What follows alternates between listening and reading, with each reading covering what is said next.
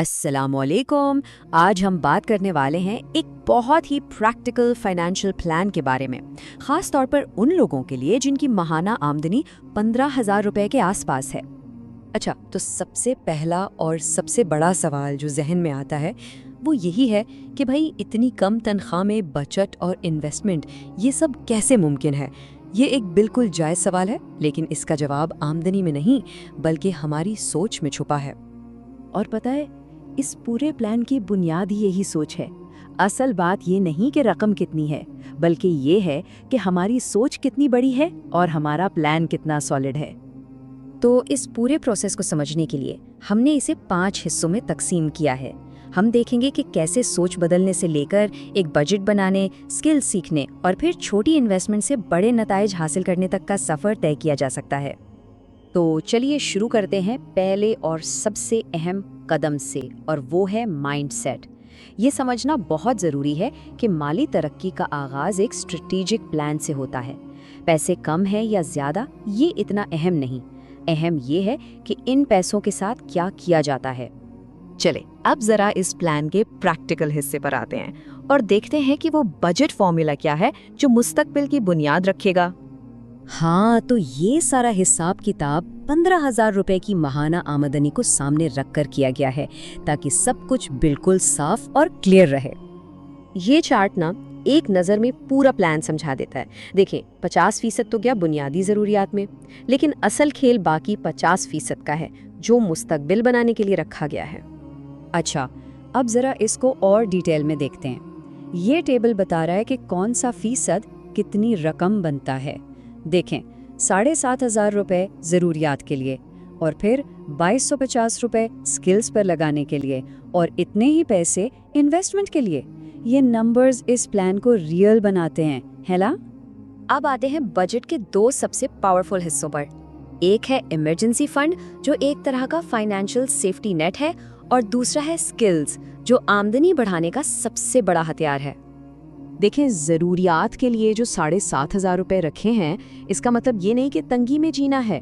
इसका मकसद बस ये है कि घर के राशन, किराए और आने जाने के खर्चों का एक हिसाब हो, एक निज़ाम हो, बेतरतीबी ना हो।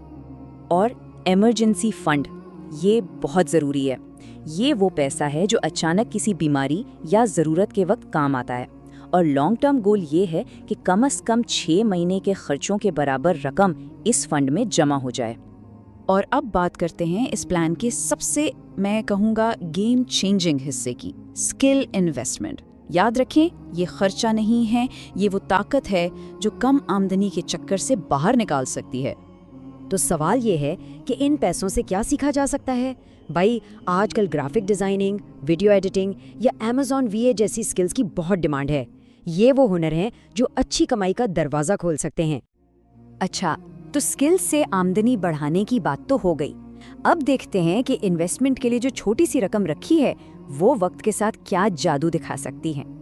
इस छोटी सी रकम को इन्वेस्ट करने के कई आसान तरीके हैं, जैसे कमिटी डालना, जो एक बहुत आम तरीका है, या फिर नेशनल सेविंग्स की स्कीम्स हैं, या आजकल तो डिजिटल ऐप से थोड़ा थोड़ा करके सोना भी खरीदा जा सकता है। और यहाँ वो पुरानी कहावत बिल्कुल फिट बैठती है कि कतरा कतरा मिलकर दरिया बनता है। बिल्कुल इसी तरह छोटी छोटी बचत ही वक्त के साथ एक बड़ी रकम बन जाती है।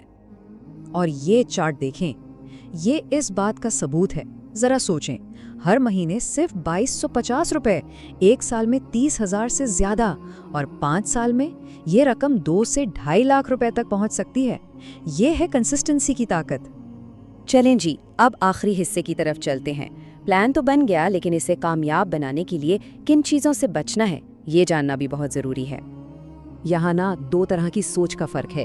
एक सोच ये है कि जब तनख्वाह बढ़ेगी तब बचत करूँगा, और दूसरी सोच ये है कि तनख्वाह भले कम हो, बचत तो लाजमी करनी है। कामयाबी के लिए दूसरी वाली सोच अपनाना शर्त है। और ये कुछ आम गलतियाँ हैं जिनसे बचना बहुत ज़रूरी है। बगैर प्लान के चलना, हर वक्त कर्ज पर इन्हिसार करना, और सबसे बड़ी गलती सिर्फ ख्वाब देखना और अमल न करना।